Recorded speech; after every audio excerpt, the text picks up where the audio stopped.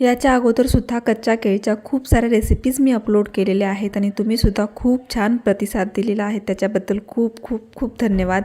आजसुद्धा तुम्हाला एक छान अशी कच्च्या केळीची रेसिपी बनवून दाखवणार आहे। तर इथे कच्ची केळी घेतलेली आहे, त्याचं साल काढून स्वच्छ पाण्याने 2 ते 3 वेळेस धुवून घ्यायचं आहे। त्याच्यानंतर एका केळीचे 2 तुकडे करून आपल्याला अशा प्रकारे छोट्या खिसणीने खिसून घ्यायचा आहे। इथे एक बटाटासुद्धा घेतलेला आहे, त्याचं साल काढून तो सुद्धा खिसून घेतलेला आहे।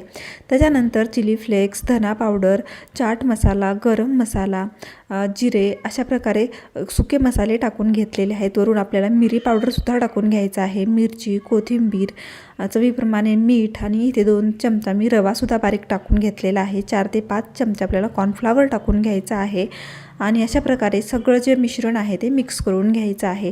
मिक्स करून अशा प्रकारे एक आपल्याला गोळा तयार करून घ्यायचा आहे। जर थोडंसं पातळ वाटत असेल तर तुम्ही अजून थोडंसं कॉर्नफ्लॉवर मिक्स करून घेऊ शकता। तर कॉर्नफ्लॉवर जर नसेल किंवा तुम्ही इथे तांदळाचं पीठसुद्धा टाकलं तरीही चालेल। आता काय करायचं आपल्याला, गरम गरम तेलामध्ये अशा प्रकारे भजे टाकल्यासारखं थोडंसं हातावर गोल आकार देऊन टाकून घ्यायचं आहे। तुमच्या हव्या तशा शेपमध्ये देऊ शकता, पण थोडंसं हातावर अशा प्रकारे गोळा बनवल्यासारखं किंवा लाडू बनवल्यासारखं म्हणजे आकार द्या, छान असं दिसेल सुद्धा आणि शेपसुद्धा छान येईल। तर गरम गरम तेलामध्ये मी भरपूर सारे टाकलेले आहेत। आता कुरकुरीत कलर येईपर्यंत आपल्याला हे तळून घ्यायचं आहे। तर इथे मस्त असा कलर आलेला आहे, बिलकुल तेलकट वगैरे होत नाहीत, इतके छान असे कुरकुरीत लागतात ना। तर आपल्याला तेलातून बाहेर काढायचं आहे अशा प्रकारे, आणि जे राहिलेलं आहे ते सुद्धा आपल्याला कुरकुरीत तळून घ्यायचे आहेत। तर इथे मी सगळे तळून घेतलेले आहेत आणि मस्त अशी चटणीसुद्धा बनवून घेतलेली आहे।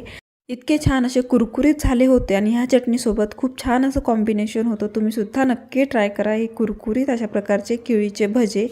तर ट्राय केल्यानंतर माझ्या कमेंट बॉक्समध्ये रिव्ह्यू द्यायला विसरू नका आणि व्हिडिओ आवडला असेल तर लाईक, शेअर आणि सबस्क्राईब करायला सुद्धा विसरू नका। भेटूया नवीन व्हिडिओमध्ये।